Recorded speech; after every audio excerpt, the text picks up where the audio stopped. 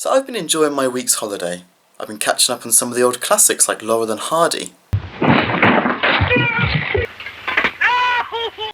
And of course, what can Laurel and Hardy remind you of except for the Pictish Beast of Scotland?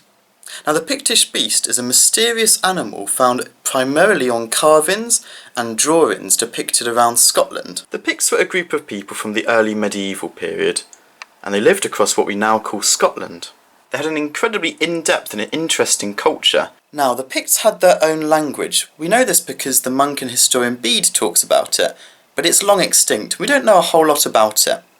A lot of what we do know from the Picts, which comes from themselves, comes from Pictish stones. Now, these stones had lots of strange and mysterious symbols on them, symbols we don't fully understand. They also depicted people and lots of different animals. The stones are made from the 500s to the early 900s AD. And it's interesting because they show the change of Pictish culture from a more pagan one to a Christian one as they slowly became more Christianised and were baptised. But there's one unidentified animal on these stones that shows up quite a bit, and it's referred to now as the Pictish Beast. The Pictish Beast was hugely significant to Pictish culture. Up to 40% of all their animal depictions were of this beast. It was first properly studied by Scottish historian John Stuart in the year 1867. He showed that the beast was shown very consistently across all artworks depicting it. And it has these consistent features: what looks like a long curved snout with a mouth, and possibly a horn from the top of its head. It had two large eyes and what looked almost like a seahorse tail. One theory popular among scholars is that it represents some form of dolphin, and definitely its head does have a resemblance to a dolphin. However, the legs and feet are very undolphin-like, and dolphins do not have 4 limbs. One argument against this is that the Picts were actually quite accomplished naturalists. For example, a lot of the animals they depict are depicted very consistently and without many errors. So if it was really a dolphin, why is it so different from their other realistic carvings? Another argument that personally I think is the most plausible is it represents some sort of mythical water beast. The ancient Scottish legend of the Kelpie, a kind of aquatic shape-shifting monster, is very, very old indeed and possibly has roots in Pictish culture. The Pictish Beast could be a depiction of the Kelpie. However, since the Kelpie is described as shape-shifting, taken on different forms, and the Pictish Beast is always drawn the same, the link is a bit more strenuous. Fundamentally, if it does describe a mythical animal, it's likely a mythical animal we don't know about as modern historians. The Picts didn't have their own history books, and the legends would have been and the legends of these mythical monsters would have been told orally only, so by word of mouth.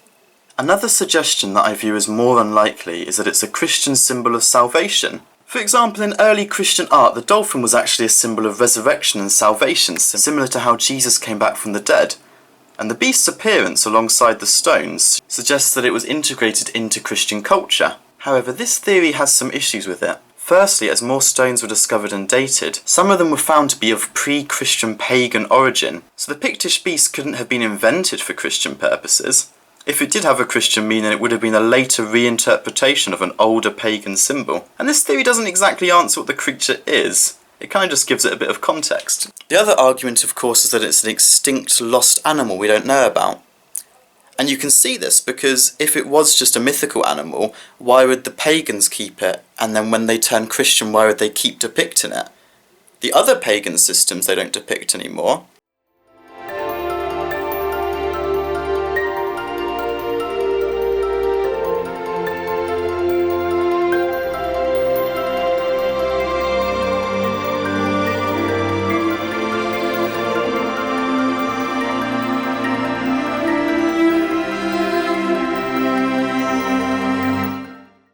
But if it is an animal that we don't know about, it makes sense that it's an aquatic one, because otherwise we'd likely have found bones and other depictions of it in artwork on and around the British Isles. The second to last theory that I'm going to cover is that it's some sort of astrological symbol. Dolphins are really popular in astrology, and it could have easily been some sort of star constellation, or something present at night.